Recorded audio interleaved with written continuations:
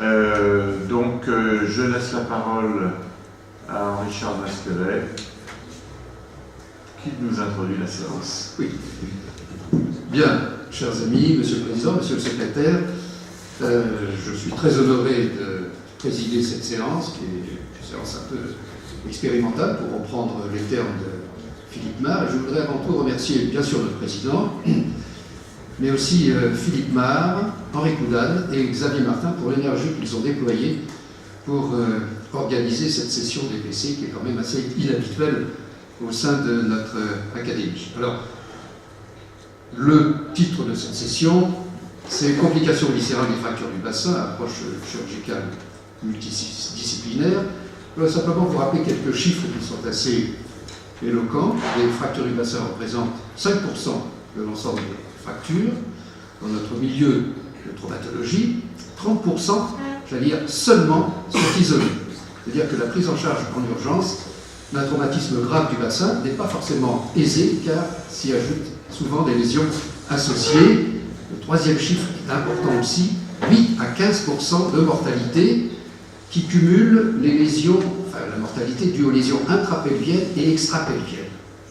Alors, c'est assez difficile de cerner le sujet, finalement, sur les lésions intrapelviennes associées aux fractures de l'anneau pelvien. Je crois qu'il est préférable de parler d'anneau pelvien plutôt que de bassin, parce que l'anneau pelvien, finalement, on introduit déjà une notion très importante qui est celui d'instabilité. Alors, voici le plan donc, de cette session du matin. Je suis en train de faire l'introduction. On va y revenir. Et puis, je m'efforcerai de faire une synthèse à la fin des 4 communications. Chaque orateur a droit donc à 20 minutes avec 10 minutes de discussion. Et cette synthèse sera faite à partir des références formalisées d'experts qui ont eu lieu en 2017. L'historique, vous la connaissez, parce que vous avez étudié dans les questions d'internat les fameuses fractures de Malgaigne et de Voilmier. Donc la description des premières fractures du bassin revient à des auteurs français avant la radiologie. Alors grosso modo, la fracture de Malgaigne correspondait aux fractures par compression latérale et Voilmier c'était par cisaillement, enfin peu importe. Les outils modernes concernant les fractures de l'anneau pelvien, eh bien, on s'aperçoit finalement que les outils que nous utilisons à l'heure actuelle ne sont pas si modernes que ça, tout au moins ils ne sont pas récents. Les classifications, je pense que Philippe Adam nous en parlera, restent toujours d'actualité, que ce soit celle de Tyle ou celle de Young et Burgess. Et puis j'ai ajouté aussi, parce que malheureusement c'est d'actualité, la classification de Jones et Powell qui s'intéressent au traumatisme du bassin ouvert, qui sont quelque chose de terrible. L'embolisation ne date pas d'hier, elle date d'avant-hier, puisque, semble-t-il, le premier auteur à avoir fait une embolisation pour des fractures du bassin, eh bien c'est Athanasoulis, avec une série d'articles d'ailleurs qui ont commencé en 71 et 79. Alors évidemment, tout le monde connaît le scanner, l'usage aussi du fast echo, qui prend de l'importance, mais je voudrais insister sur 2 notions. La première, c'est la notion de stratégie. Alors ça, c'est une notion relativement, disons, moderne, récente, qui transparaît maintenant à travers la variété de la littérature. Parce que vous savez que la littérature sur les fractures du bassin, finalement, elle n'est pas unitaire, elle n'est pas uniforme, et il est difficile de se faire une opinion. Alors c'est ce que j'ai appelé la stratégie des 3 C, c'est-à-dire coordination, coopération, complémentarité entre des spécialistes d'horizons divers, les médecins urgentistes, les médecins anesthésistes réanimateurs, les radiologues interventionnels, bien sûr, et les chirurgiens. Mais à l'intérieur même de notre discipline chirurgicale, plusieurs spécialités sont convoquées. Digestives, orthopédistes, bien sûr, urologues et parfois vasculaires également.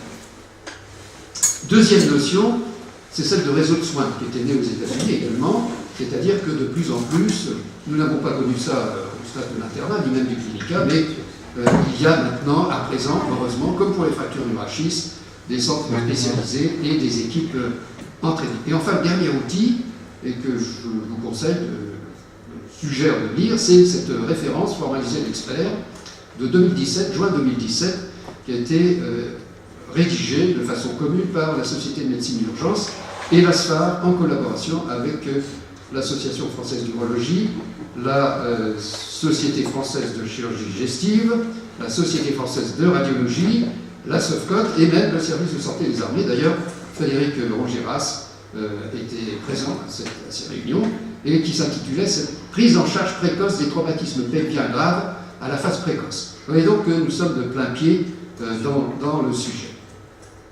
Alors, nous aurons, bien entendu, à travers les 4 exposés qui vont suivre, un certain nombre de discussions concernant des points particuliers, et qui sont d'ailleurs assez controversés, on essaiera de faire le point, on est là pour ça, la place et les modalités surtout de la contention pelvienne pré-hospitalière, la stratégie des examens d'imagerie, un point tout à fait important, la place de la chirurgie d'urgence par rapport à la radiologie interventionnelle d'hémostase, et puis bien entendu les conduites à tenir en urgence ou en urgence précoce devant les lésions du bas appareil urinaire.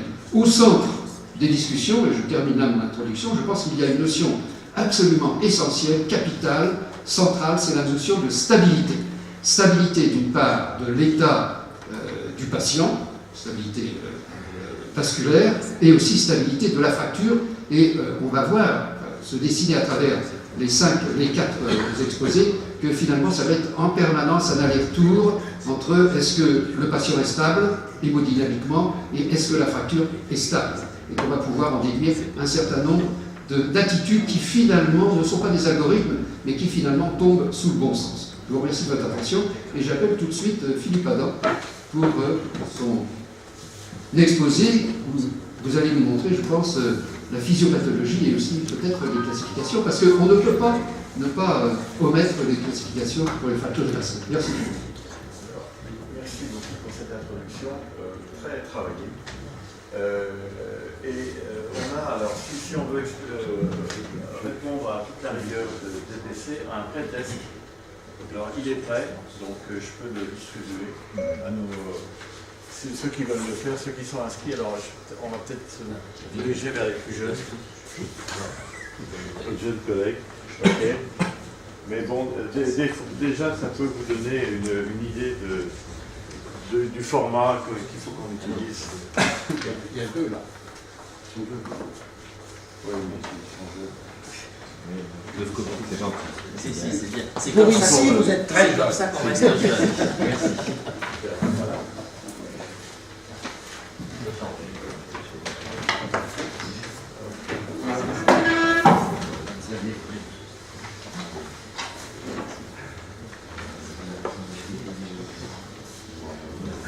Je pense que vous pouvez y aller, Philippe. Je ne sais pas s'il fallait faire le test d'abord. Ah oui, pardon.